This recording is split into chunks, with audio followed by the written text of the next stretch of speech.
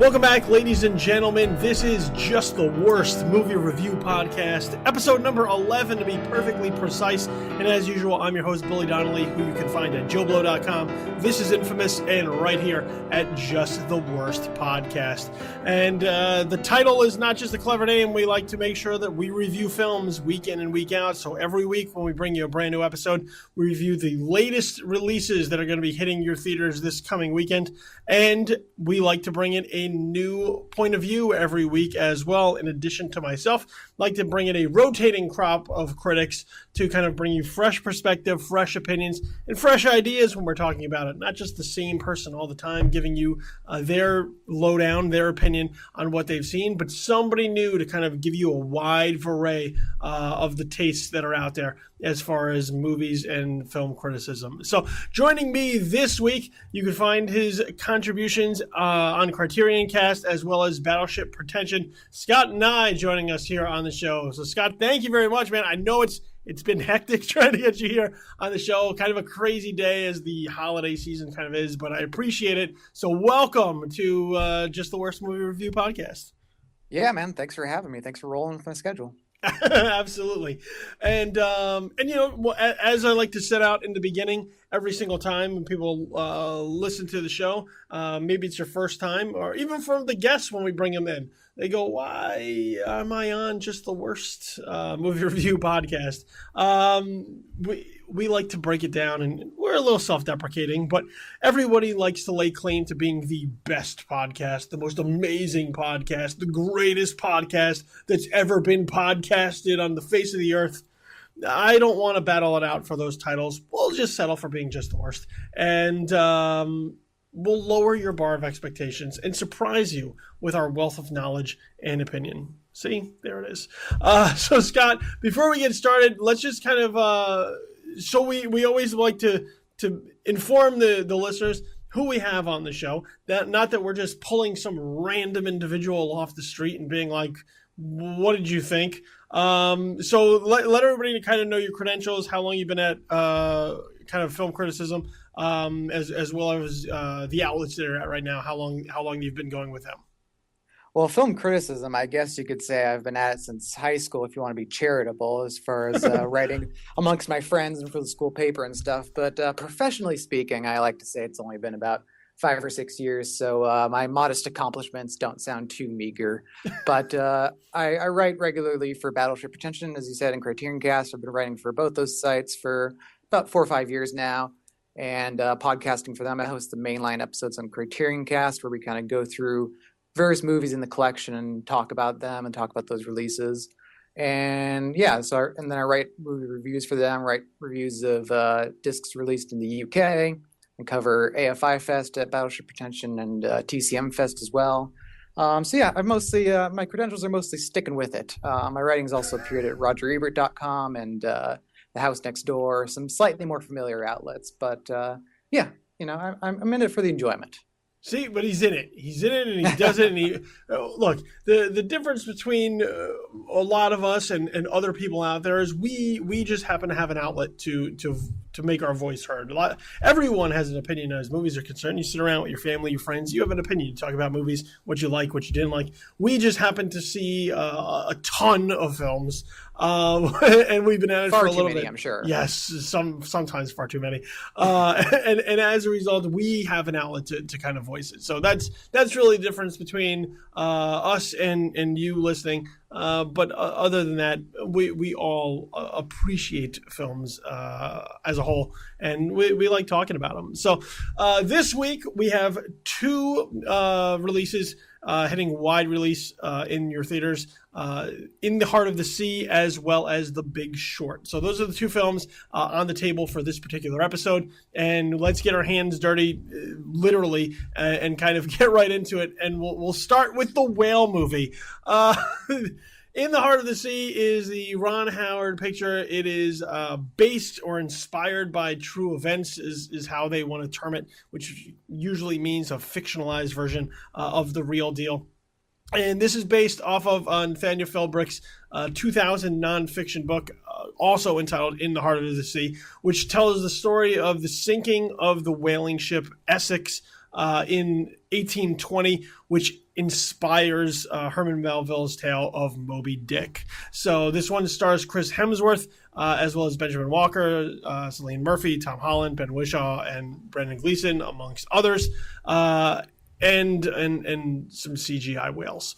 So Moby Dick, the one of the great American novels that exists in the heart of the sea, though, Scott, one of the great American films that exist. Well, you can't win them all. But I was quite looking forward to this movie for some months before it came out. I'd read part of the book some years back, and it quickly became apparent that it was going to be far more harrowing than I was expecting, and could not keep returning to it. But I really liked Ron Howard's last movie, Rush, and I was excited that he was collaborating again with Anthony Don Mantle as a cinematographer. And it's such a good story. Whale ship goes out and gets under attack by a whale. And there's really, in 1820, there's not a whole lot you can do when that happens. You're pretty much stuck on the sea with the wild creature far beyond your control. And so that's a good, strong premise. There's a reason that story got turned into a now classic novel. So I was interested to see what they would do with it. And I was mostly entertained by it. For that reason alone, I do like that sort of classic setup of people trapped in a contained environment amongst some wild element they can't control. Think of more effective examples of that, from The Thing to Alien. But it's a good, strong premise for a stronger movie than this certainly is. I think its weakest element is easily trying to connect it constantly to Moby Dick by the framing device in which Herman Melville visits one of the survivors of the whale ship to get his account of it. And we slowly see him take certain elements from Moby Dick, if the viewers are all familiar with the novel. But that element dramatically doesn't work on a number of levels. It's not very compelling drama, and the man he speaks to isn't there for most of the scenes that end up being recounted in the flashback, which creates this odd sort of tension where it's like, did he just talk to Chris Hemsworth for a really long time about all these conversations he had, or what's the deal here? But for the most part, when they're out at sea, there's kind of a rousing adventure aspect to it. And Chris Hemsworth is certainly a very compelling leading man, as we've seen movie after movie. So there are certainly some scenes that work. On the whole, it's maybe a little too nice. It feels a little too safe. Even when they're under attack, there's something about the CG environments that never quite coalesces. Yeah, I think that's one of the major problems that I had with the film is it looks so shiny and polished that it becomes very difficult to believe that this is a world that anyone lived in. Whether it be the people, whether it be the whales, whether it just be the water in the ocean. It feels like this is the film that George Lucas would make. Like if he wanted to make an experimental whale movie right around the prequels. It's very CG heavy. And as a result, even just the settings, there's these, Ron Howard goes to these wide shots a lot to try and establish the community and where they are in Nantucket. And just the landscape of Nantucket looks so fake that I had such difficulty connecting with this. Look, and we can suspend disbelief all the time, but for a film that's trying to hammer home that it's this incredible true story, there's not a lot of true in it. It feels, once again, it feels incredibly manufactured, at least just visually. And I found it to be distracting, though. Oh yeah, for sure. The whole thing we're in right now of creating these giant CGI towns, it never works. You think of something like Gangs of New York, where they built the town and you really feel that environment. But there's all these films after film are just wide CG shots of towns. Yeah, you just look at it and you're like, that's not there. Even they have off in the distance. Once again, you're seeing kind of the ships out on the water, and it looks very glossy. It doesn't feel real. And that was one of my biggest problems, at least right at the outset, was I just had trouble settling into this world as something that was living and breathing. So for as dramatic as they want to try and play up kind of this voyage, of a whaling ship going out and trying to collect whale oil and that industry. It's just very difficult to buy into some of those more real, more grounded elements when not a lot of the rest of the film feels grounded. It certainly doesn't look grounded. It feels imaginative, the way it looks, and as a result, like it's a weird mesh between those two worlds to try and reconcile when one is trying so hard to get across that it's real, and the other just looks like a polar opposite of what a real situation in these circumstances would look like. Yeah, and actually, I mean, as good a cinematographer as Anthony Don Mantle is, I don't think he's very strong at lighting these environments. You see, especially when they're out on the water and kind of the smaller boats that they take out to, spear the whale, which is a very rousing sequence in and of itself, conceptually, and the way Howard executes it dramatically. But just the lighting looks all wrong. You never feel like you're out at sea. No, you feel you feel like they're shooting this in a tank somewhere, perhaps. And everything just looks so like you said, it looks very shiny, looks very polished. It looks nice in certain ways, as if you were looking stately in its own way. Yeah. Yeah, but there's no, when you're talking about, it's not tactile in that way. You look at the characters. The characters have that. They're dirty. These are whalers. They're shipsmen. These are people that this is their life. They probably reek of the sea. There's dirt under their fingernails at all times. They're not clean. They look like what a seaman would look like during this time, and the environment around them is so washed out. It's so nice looking that it doesn't feel like those worlds are coming together in the proper way. Howard's trying to make a lot of these things work, and look, he pulls every trick out of the book that he possibly can. He uses every kind of close-up that he possibly can, uses every sort of angle trick that he possibly can in order to create something that looks cinematic at times. And don't get me wrong, there are times where you look at something and even knowing that it's CG, it still looks pretty cool. But just the overall world that it's in doesn't give off that same feel from beginning to end. Nothing about it feels real except for maybe the framing device, which I think really cuts off momentum at times of the story when they keep going back to this sit down between Melville and this older version of the cabin boy who's it's supposed to be seen through his point of view, but as you mentioned, he's not there for a lot of the conversations. He's not there for a lot of the interactions. So it's a very strange character to try and tell the story through their eyes when they're not there for a lot of it.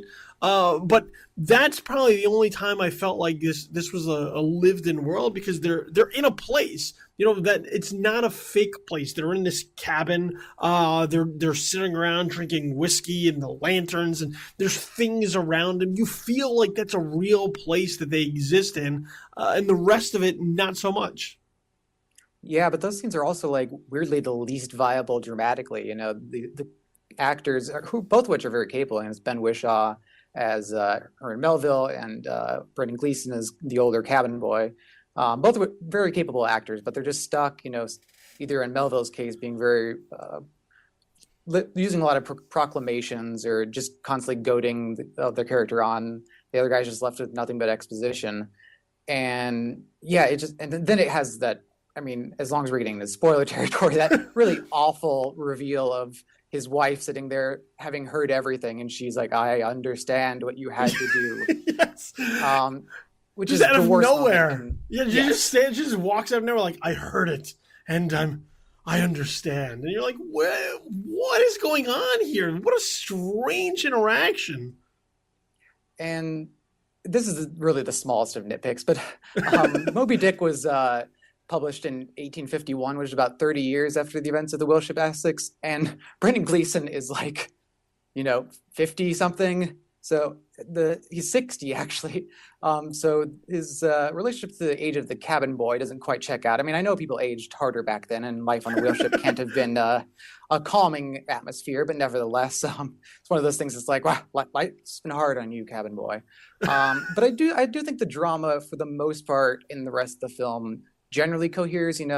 Chris Hemsworth plays this guy who wants to be the captain of his own ship and promised to be the captain of his own ship, and is stuck being first mate to this really kind of pampered, spoiled brat of a guy who doesn't know anything about seamanship and is just looking to make his name by any means necessary, and is responsible for a lot of the messes they get in.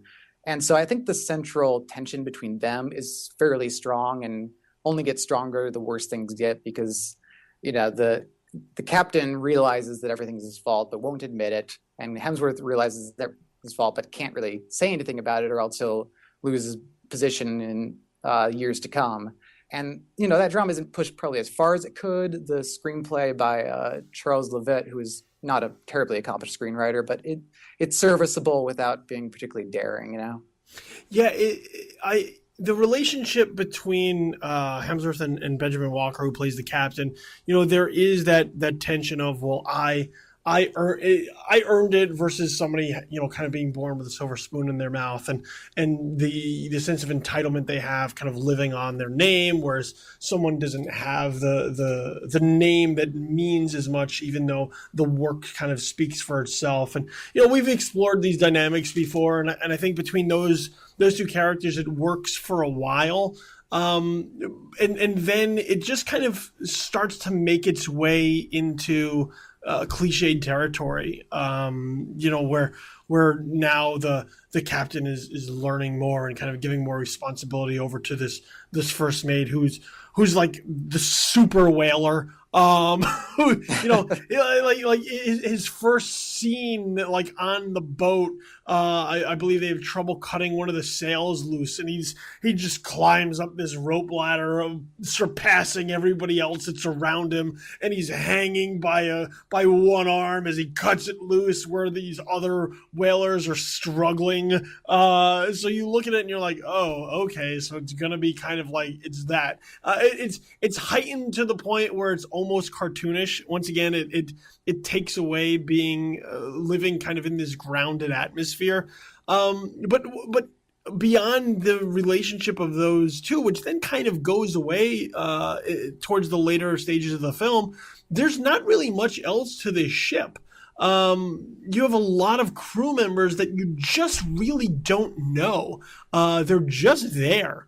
So when things kind of go awry, or when the ship is put in any sort of danger, there's no sense of loss, and it could be because the crew is so big that there's too many, but there's not even standouts really amongst other than Cillian Murphy, who you just kind of recognize. But even he, as the second mate, doesn't really have too much to do other than kind of be a longtime friend of Chris Hemsworth's character. So when you have the whale surface, or when you have a squall or any sort of danger, even when they get towards the end where they're struggling to survive, there's never really a sense of like, oh shit, we lost that guy. That's terrible. It's more just like, oh, we lost that guy.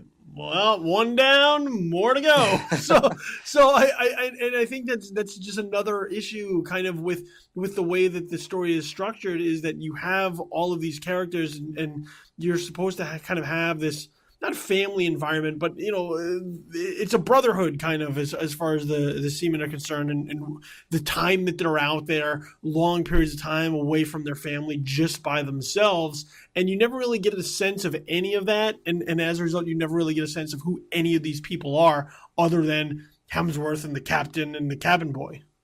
No, that's a very good point. The movie really would have benefited from one of those scenes where they're all just sitting around playing cards or something, or just select 5 to 8 guys who can be representative of the crew, give them somewhat distinct personalities, and have them execute one key move throughout the rest of the story. That's, yeah, right on. I did appreciate though that the younger cabin boy is played by Tom Holland in flashbacks, that he never gets some moment where he like has to save the day or becomes like a close confidant of Chris Hemsworth.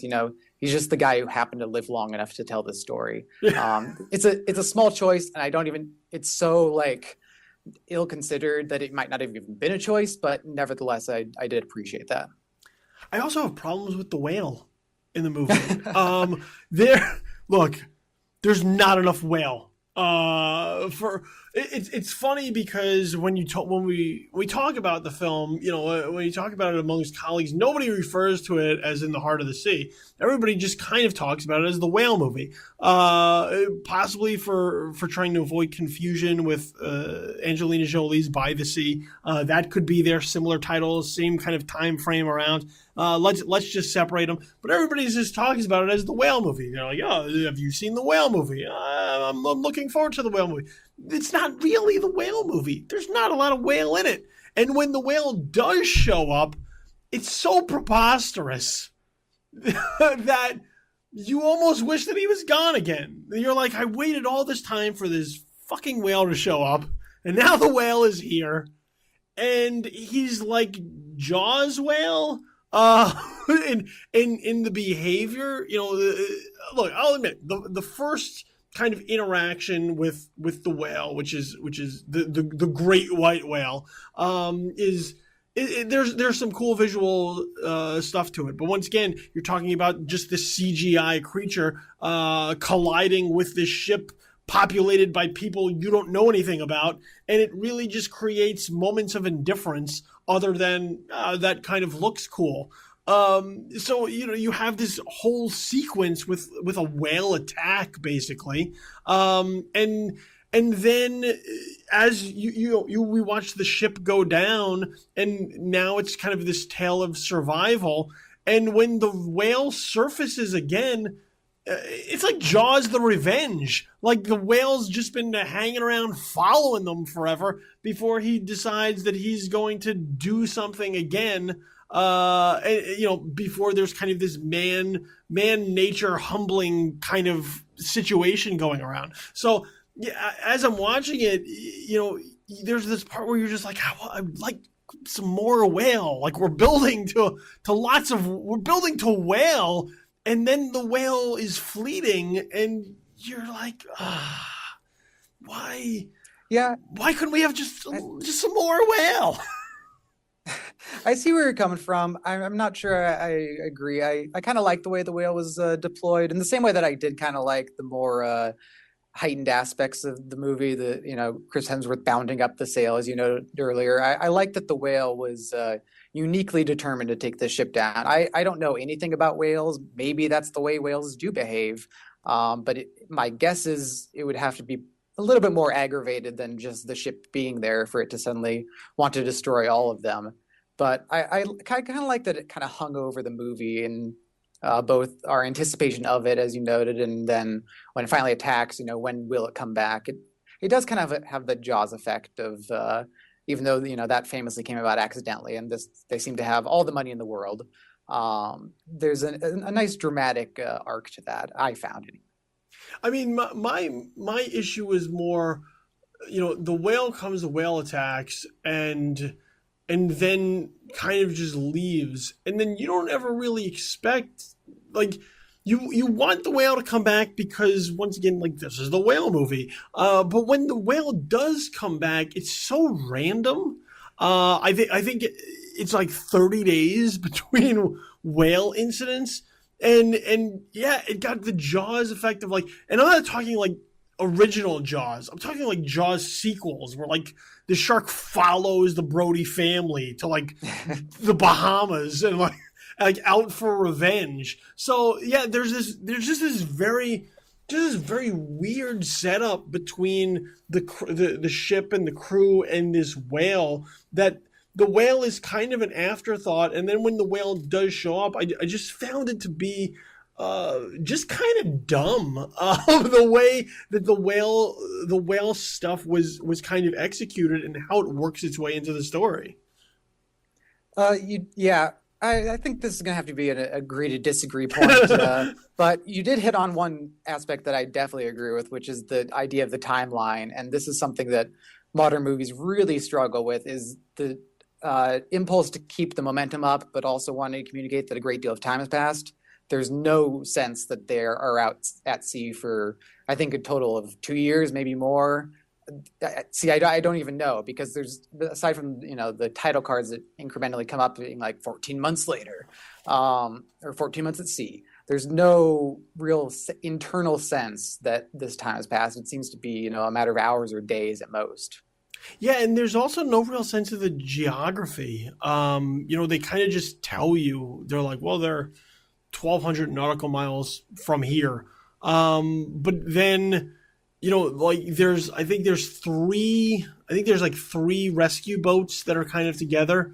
But like a boat may disappear. Nobody knows where it is. And then all of a sudden the boat may come back.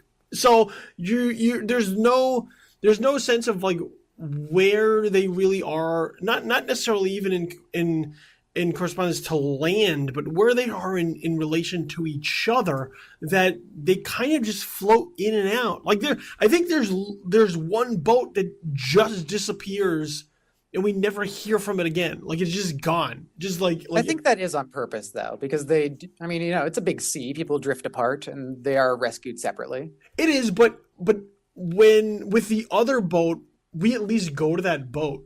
Like we go to that boat and it's like, that's fair. It's like, well, here's that boat. Here's the people in it. Here's what's at least happening to them.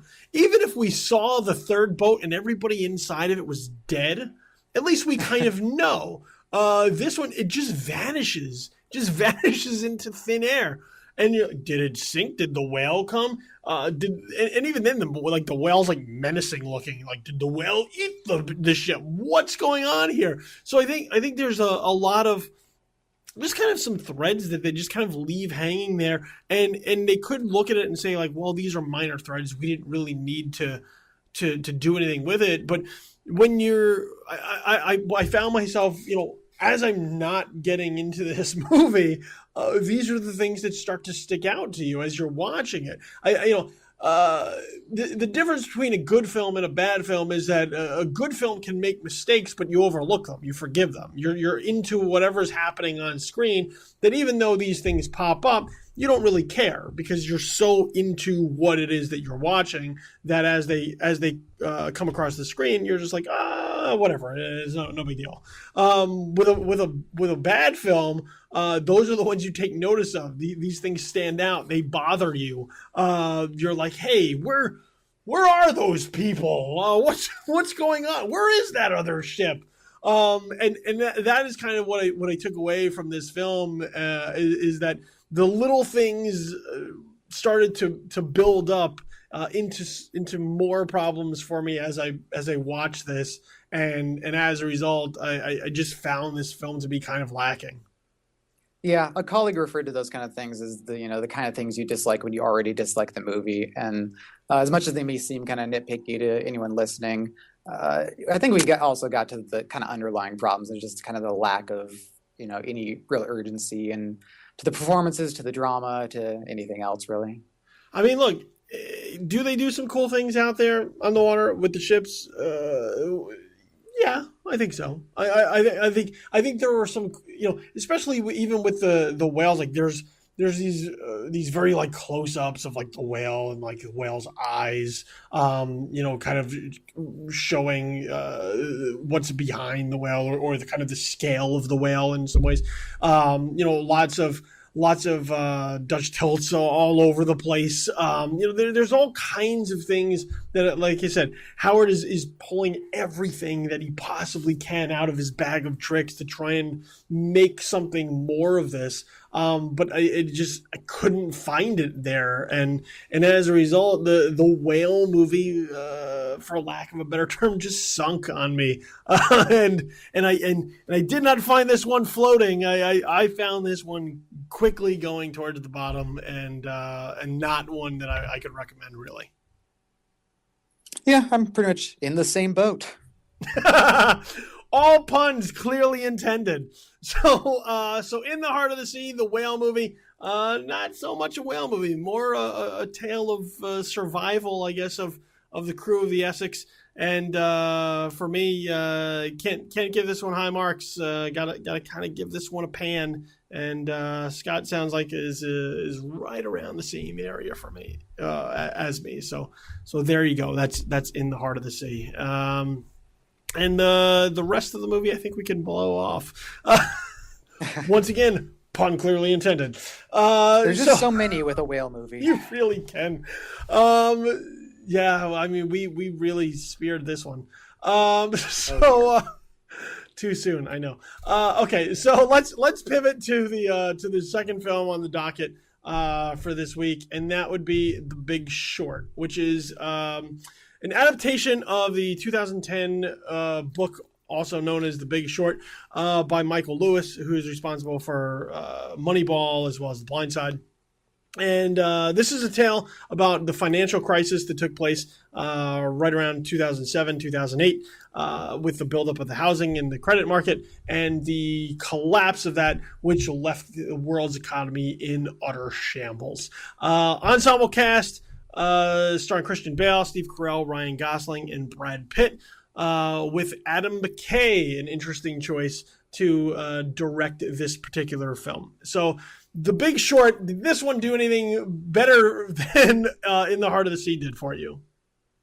Oh, it's certainly a more ambitious movie on almost every front. It takes chances that I would have never expected to take. I mean, even though it's an Adam McKay movie, there's something internally in me that's like, okay, well, it was produced by Brad Pitt's company, so they probably toned down, the Adam McKay-ness of whatever he would bring. But no, there's a lot of pretty wild stuff in here, and it makes some pretty wild tonal swings in the process of telling the story. But the result for me was just very scattered and just it didn't really coalesce around any idea. It wants us to take very seriously, not only the larger impact of the financial crisis, but these individual characters who are caught up in it, and kind of go with them emotionally as they slowly uncover just how fragile the housing market is, in spite of every one of their colleagues saying otherwise. And so there's a way in which the film is trying to be, kind of these are the heroes discovering it, but as it eventually comes around to point out that these are the guys who also profited on it. And I guess because I went in knowing that, maybe it's the anti-capitalist in me, but I was never able to really sympathize with these guys. And so every time the movie kind of reached for sympathy, especially in Steve Carell's character, who has this tragic background that is so overwrought and never really comes together in any sort of dramatic or narrative sense, but there's just so many of these small touches that they try to make these guys real and credible and relatable. And between that and the multiple celebrity cameos and the endless exposition of just explaining the crisis, which, is certainly a complex thing to explain, but which other movies have done far more economically and just simply, but which this belabors at every point. Jenga blocks and Margot Robbie and all these different ways, and fish buckets, and it's just constantly trying to keep the audience on the same track. And it never, I guess in trying to keep track of me, it just kind of lost me and just I got lost in this molasses of just information. Yeah, it's difficult subject matter to try and adapt into a film because it's so dense. The information is so dense.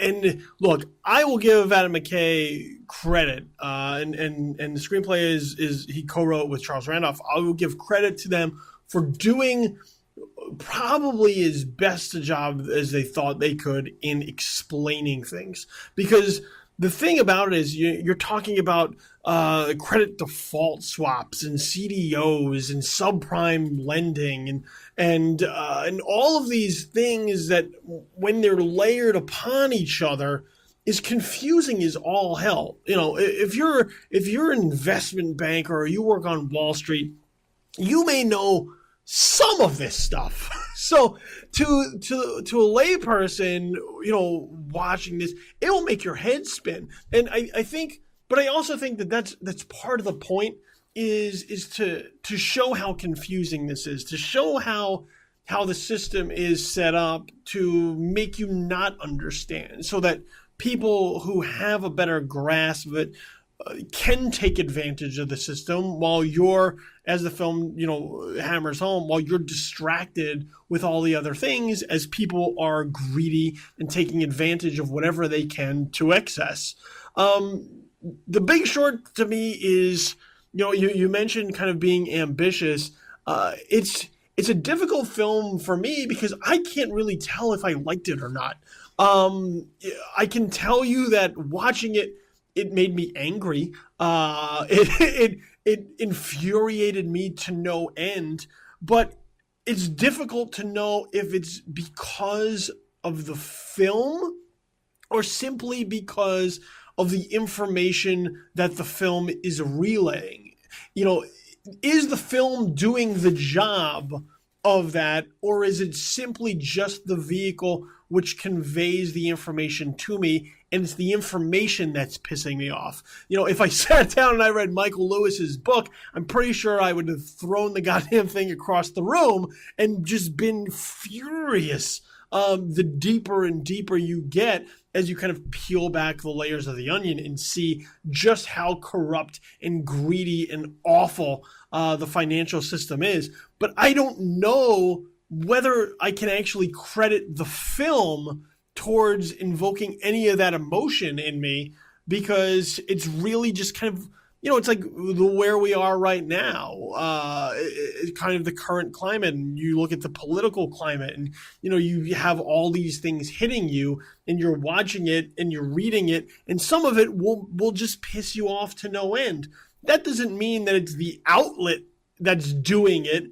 Whatever you're reading that's doing it, who wrote it that's doing it. It may just be the information itself that's provoking that kind of response. Yeah, I think that's very telling that at least for me, the most galvanizing moment in the film is very late in the movie when Ryan Gosling, who sort of acts as the film's narrator and is kind of the go-to whenever they don't have anybody else to explain something. He, goes through this whole scenario where dozens of bankers were arrested and it made massive changes on Wall Street. And he's like, but none of that ever happened. And you're like, oh, right, the past few years have sucked. But that's, like you said, it's a small dramatic choice, I guess, but it's mostly just reminding you of the facts of something you probably already knew, if not directly had a good sense of. But yeah, none of the emotion of it really comes from the characters. There's not a strong sense of the dichotomy between, the way they're living and the information they're finding out, which is something the Wolf of Wall Street does constantly. And it constantly reminds you of the fact that these guys are getting rich off of, the shortcomings of the rest of us. And this film just never really finds that. I think a little bit in the subplot involving Finn Whitrock as sort of an up-and-coming trader trying to make his name with his partner on Wall Street, and they have this kind of small fund they're putting together. And I think those guys, him and John Magaro is the other actor, they really, I think, nail the tone that this movie is constantly striving for. Of, they take themselves fairly seriously, but they're clearly in over their heads, and they find a really good blend between the comedy and the drama of it all. There's the one moment that genuinely made me laugh out loud was when Finn Whitrock is on the phone. And he's like, "That's like 2 + 2 = fish," and he's just so flustered by the whole thing. And it's just an excellent line reading all around. But the film is so slight on those kind of instances. It tries to create these kind of dramatic scenes to illustrate it. I like the moment where Steve Carell goes to the strip club and interviews a stripper about the 5 houses and the condo she has, and he instantly realizes how fragile the system is. And that's a nice way to illustrate it. But for the most part, there's too many. That's too few and far between the movie, and we're stuck too often with Christian Bale, who I really thought was terribly miscast. On the whole, this movie probably could have used more comedians in it, because the dramatic actors, he and Gosling and Brad Pitt, they don't quite find a strong rhythm in it, even though Brad Pitt seems to really enjoy casting himself in the movies he produces as the guy who gets it. I think one of the other issues is that you don't really get a heavy sense of what's happening on the ground. There's one sort of extended sequence where they go to Florida, which is kind of the ground zero for a lot of what was happening, home foreclosure foreclosures, bad loans, bad lending, short sales, and there's this one extended sequence where you kind of see that.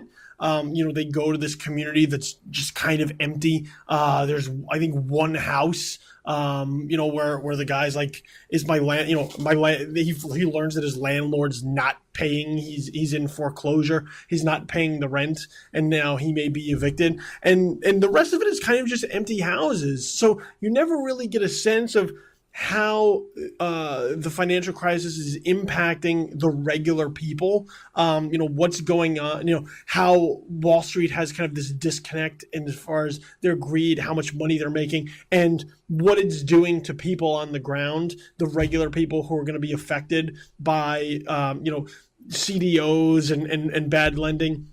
And I think that would have helped because other than that, what the film is calling upon is kind of pulling the scabs off of fresh wounds, fresh cuts in your mind.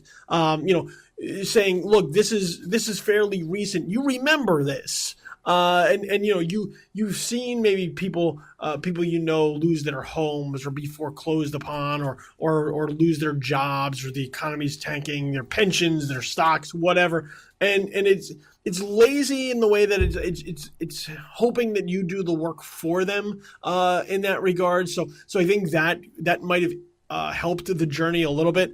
I think out of all the characters, the one character that resonated the most with me would have probably been Steve Carell as Mark Baum, but once again, I think it's because he serves as the vehicle of anger.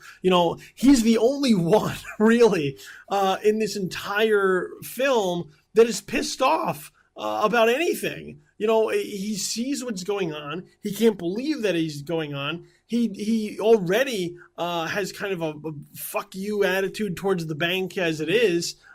So as he's witnessing all of this, he's witnessing kind of the attitude, the arrogance a little bit, which once again is downplayed in a number of ways. You really don't, as you brought up kind of the Wolf of Wall Street, you kind of see the attitude there. You see the arrogance. You see these people who think that everything that they're doing is amazing, that they're rock stars. You don't really get the sense here until kind of later in the film.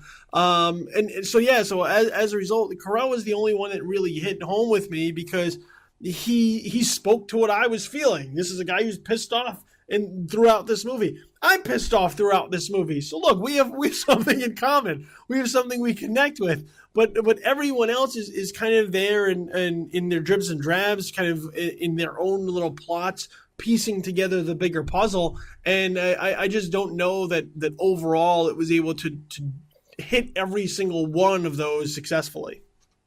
Yeah, maybe it would have been stronger just focusing on one or two of these protagonists instead of trying to get them all. And I think Ryan Gosling especially, like, I can barely remember anything that character does aside from the Jenga scene. He's just kind of there to show up and look cool and do his Gosling thing, but he doesn't really land. And I mean, Steve Carell's performance, I've not been on the Steve Carell train for many more years than I was ever on that to begin with at this point. And this is another performance that I don't feel the center of it at all. He's doing an accent of sorts that is kind of comes and goes, and the level of anger he maintains is interesting, but because it's not terribly varied, it never really coalesces into, I mean, I don't want to say a real character because it's not like every character in the movie has to be realistic, but I think that's part of the film's problem is that it wants to have these viable characters, but it also wants to have this very arch sensibility, and it never quite finds the same balance that it's very easy to come back to The Wolf of Wall Street because it's similar subject matter, but that film so constantly has this perfect balance between comedy and drama. Yeah, the way The Big Short works is that it has some comedic and lighter moments early on, and the deeper into this that we go, a lot of that starts to quickly fade away. It goes from kind of being light and comical at times to being just deathly serious as it goes. And the serious, you can't undermine the seriousness. That's just the nature of the real situation and how things played out. But yeah, I think Look, I think what McKay tries to do is commendable, because not many people would have tried this type of approach. I just don't know that it works all the time. The celebrity cameo stuff I thought worked, because it's a fresh and interesting way to try to explain certain things and get the concepts and the ideas and sort of the terminology, the lingo, that all of this is built around, easier than if they were to just stand there and tell you, or draw it on a board. It would have felt more like they were just reading it to you. This, I think, feels a little bit less textbook, and as a result, there's some style to it. There's some memorable parts to it. You remember Margot Robbie in a bubble bath, drinking champagne, explaining to you. I remember Anthony Bourdain cooking and explaining something to me. I don't necessarily remember what he explained to me, because it's all over my head, but I remember that they were there and they were doing it. And I think those moments at least hit better for me, because of the fact that they were at least different. They were at least a fresh approach and a roll of the dice. And for me, they actually landed fairly well. Yeah, it's interesting. At the screening, I saw most of the heavy hitters in the cast and crew were there, and Adam McKay talked about how he wanted to go even further with that idea of these digressions and kind of make a larger point about how we're so blinded by celebrity culture and the razzmatazz of Hollywood, to really invest ourselves in what was going on during the crisis and what caused it and how we could prevent it again.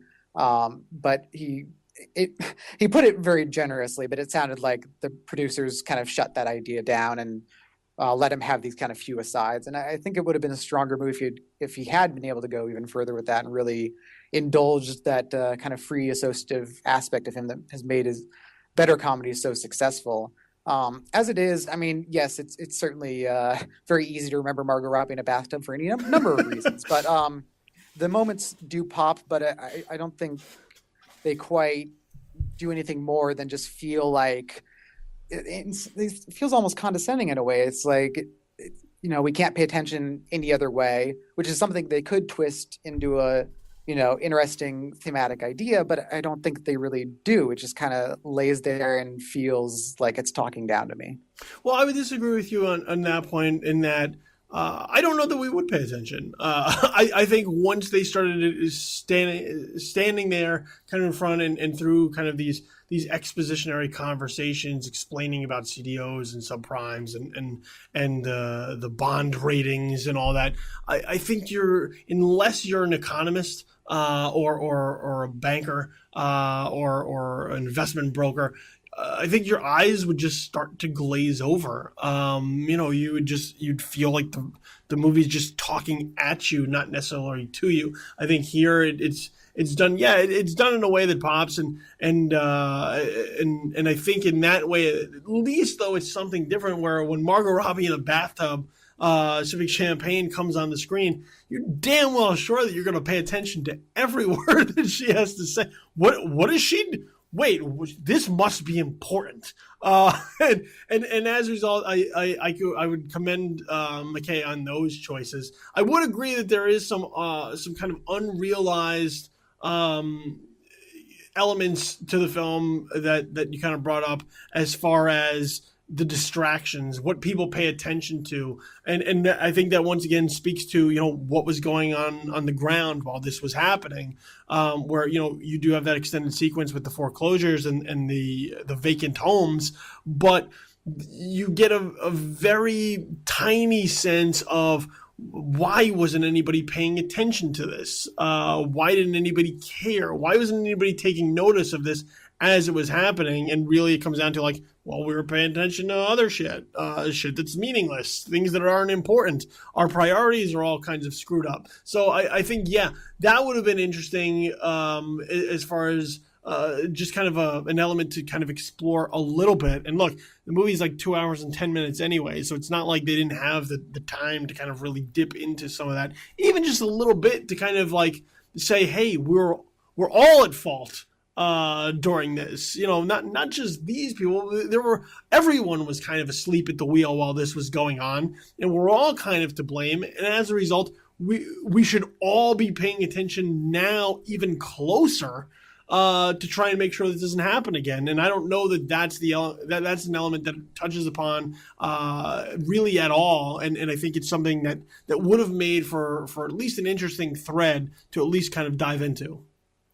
Yeah, I mean, I think it really just comes back to centering on these guys as protagonists and trying to make them, our vessel into this world. Yes, they get kind of flabbergasted. Yes, they get kind of outraged at the system. But ultimately, to me anyway, they're the worst guys. They're the guys who saw what was going on and decided to profit from it. That it places the film in an uneasy space where it's trying to gain our sympathy for them, but they're not good people, these people. Yeah, I can understand that as well, and I can see it. And look, I don't have to like all the characters. I don't have to look at them and be like, well, I don't like this guy, so as a result, like I don't like this movie. But yeah, there is this sense of kind of portraying them as being heroes in some kind of way. They look at themselves as heroes in some kind of way. But once again, they're also part of the problem. They're still part of the banks in a number of ways. Their ability to uncover this and help collapse it in a number of ways isn't really heroic. And Brad Pitt kind of has this scene where he's like, don't dance, like don't celebrate that we just did all this horrible thing. Just be happy with the fact that you did the horrible thing. And it's a really strange conversation to have because he knows what they've done, but really there's no real sense of remorse to it. It still comes down to like, well, these guys still got rich with all of the bad shit happening around them. Yeah, I think Pitt comes kind of the closest to feeling a real sense of guilt about it.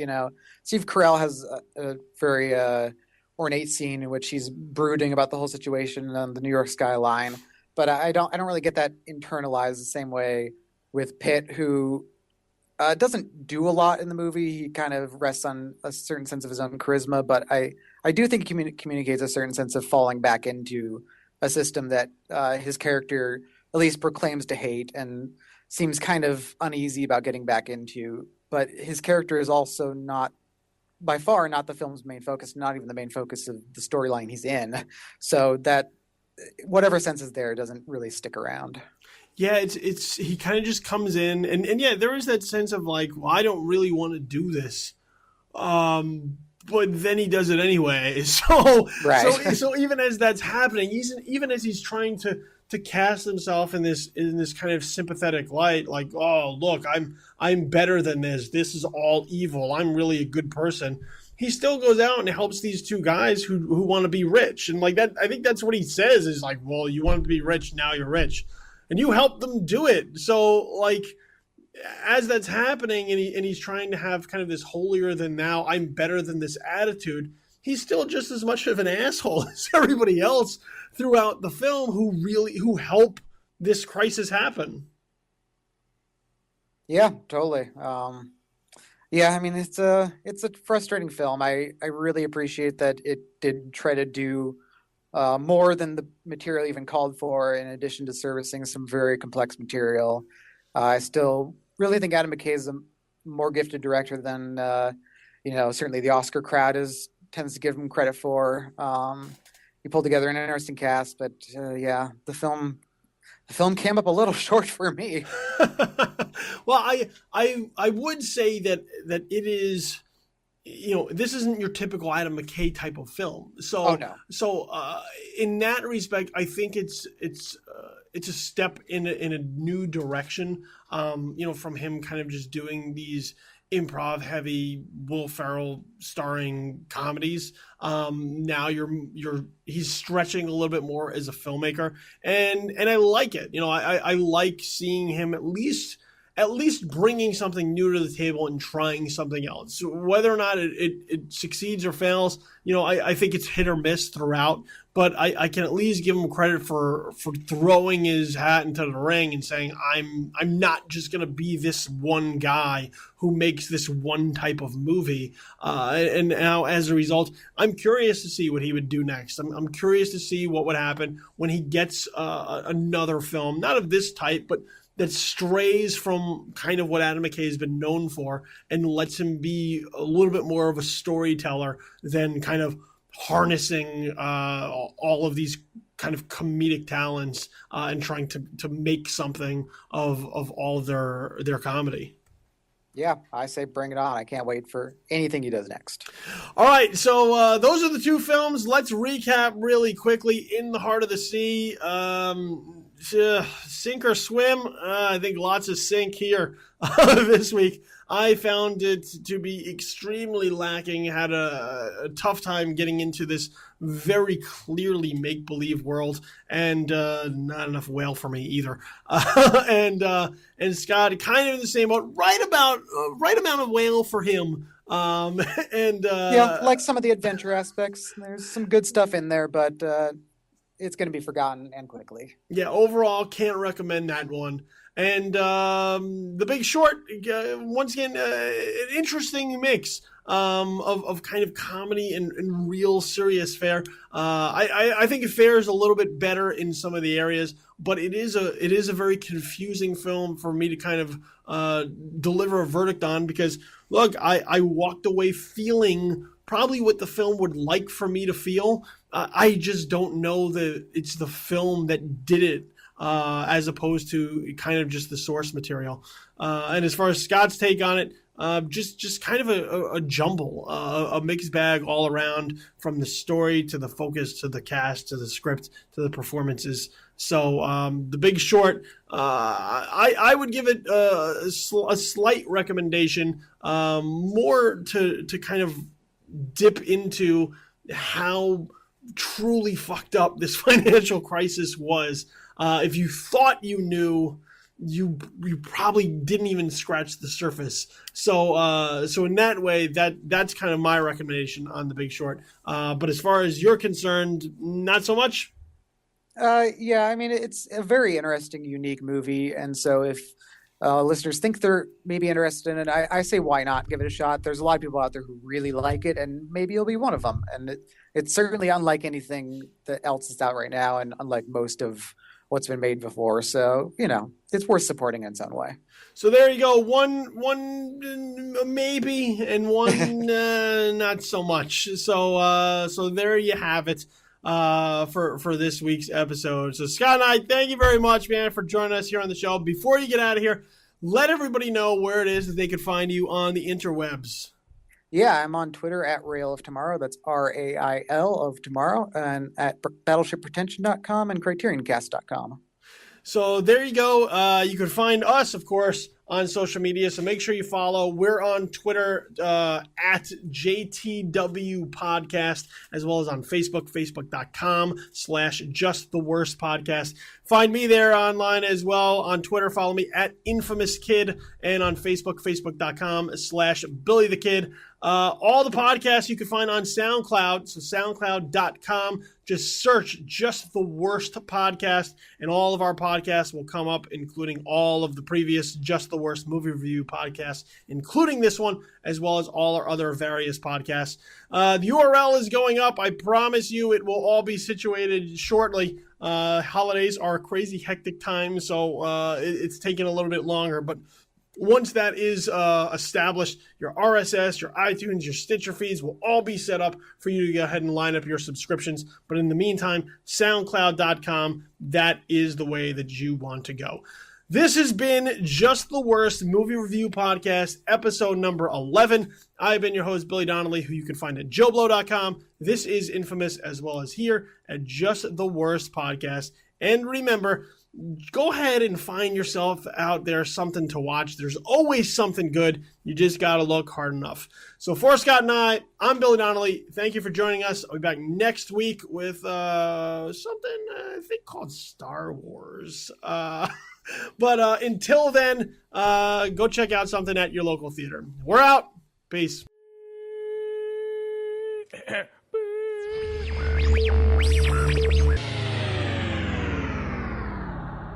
Just the Worst Movie Review Podcast, episode number 11, has been a presentation of Just the Worst Podcast Media.